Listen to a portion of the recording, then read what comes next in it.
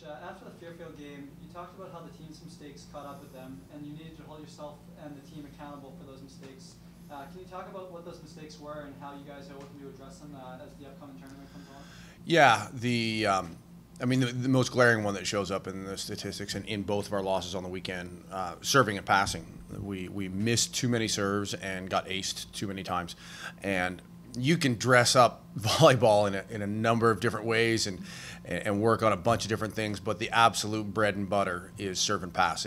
That's a fundamental at whatever level. You can go from elementary school to Olympic championships, and serving and passing are just, they're the block and tackle of volleyball. And that really broke down for us. There were certainly other areas that we can improve on, that we can get better at. But those are the two that are just stand out and pretty glaring. And then in both Friday night's game and Saturday's game, you guys go to the fifth set. And can you just talk about that fifth set? And is there anything particular? I mean, you guys fight these tough games, but when it falls to the fifth set, and then it's just what happens next? Yeah, I mean, there's no magic bullet on any of that stuff. The biggest change in the fifth set is just that it's shorter, that it's only 15 points. So, in a 25-point set, if you have one bad run of 3 or 4 points, if it happens, relatively early in the set, you've got time to kind of fight back on that before the end. And the real difference between the fifth set and the other ones is you don't have time to fight back in general. There are obviously exceptions, but in general, whoever breaks first loses. And we've had 3 5-set matches this year, and all 3 of them have followed that storyline. Whoever gets on that 3-4 point run gets one of those in.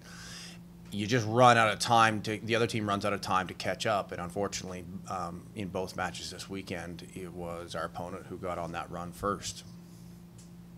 Brittany Pavich had a productive weekend statistic-wise, and she was named to the all-tournament team. Can you talk about her role on the team and how she's developed as a player going into her sophomore year? Yeah. I mean, Brittany, every player has parts of the game that they need to improve. Every player has parts of the game that are real natural strengths. Brittany's a great slide hitter, and she has very good IQ. She has very good vision on the court. So when she develops a connection with the setters and they start to be comfortable, not only does she have good power, but she's got good vision and good range. She can move the ball to different parts of the court, and it's very tough to defend. The challenge on us is to find ways to get her the ball more often. I mean, she's hitting about 500 for the season. We've got to get her the ball in situations where she has a good chance to score more frequently. So she's done a great job with that. We're still we're still working on other aspects of her game, but she's got that kind of island that she can really have faith in to build from. Now that your team has completed their first road trip of the season, how did the team respond to the travel schedule? And based on this past weekend, is there anything you'll do different for future road trips as far as taking the bus trips back and forth? Yeah, right. The unusual thing about this trip was playing 2 matches on the Friday. Typical tournament format is you play 1 on Friday and then 2 on Saturday. So that was a little unusual. We'll go back to the typical format this coming weekend in New Hampshire. But that being said, tournaments are a bit of a sprint. There isn't a lot of time. Once it gets rolling, it's rolling. So I feel pretty good about our itinerary and our time management and how we plan things out and our meals and travel.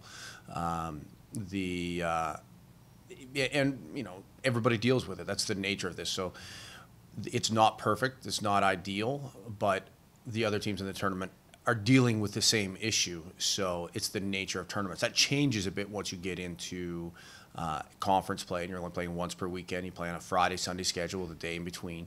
So that adds a little bit more consistency to it. But everybody's in the same boat for tournaments. So I feel like we're pretty much down where we need to be. We just got to perform better on the court. And then you talked about the New Hampshire tournament coming up. The first opponent you guys play is a Michigan State team that last week was most recently ranked number 19. As you face your first ranked team of the year, can you talk about does any preparation change when you see a ranked team on the schedule? Yeah, good question.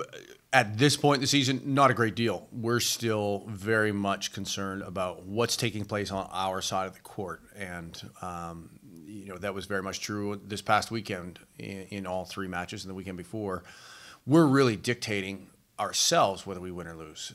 It's less the other team dictating it. We've got to clean up things on our side.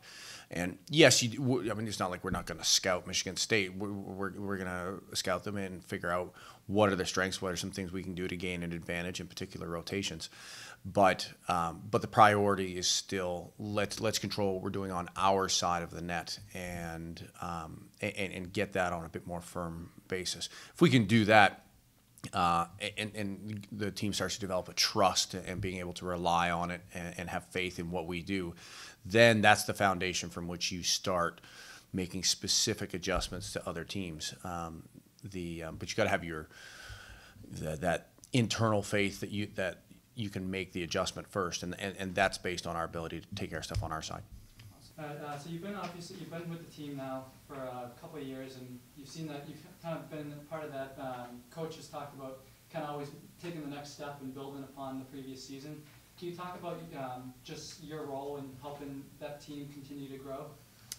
I think as like an upperclassman, it's like really important to like instill like the values and like the importance of like working hard in practice and like the younger freshmen and like the underclassmen in general. So I think that's just what I've been trying to do is like especially in practice, like come in and work hard every day so they see that that's like expected, and also in games it's expected to like play like that.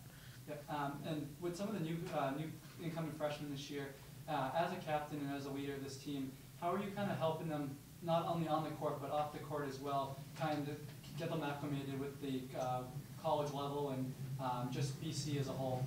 Well, I mean, one thing is like really important is like just letting them know that you're there to help them with anything they need, whether it's related to volleyball or not, because that not only helps them like get acclimated with BC, but it just helps like strengthen the team bond, especially if like the upperclassmen, the senior class is bonding with the freshman class.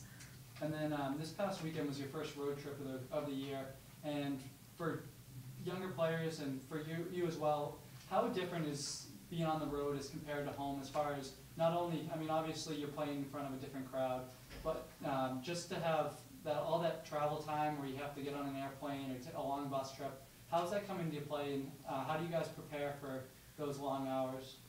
I guess it's just kind of your mentality. You just kind of have to be ready to play in any gym, any crowd. You just have to be ready for anything, honestly, because it's obviously different than playing at home where you know what you're getting yourself into whenever you go out. So it's just all about having the right mentality.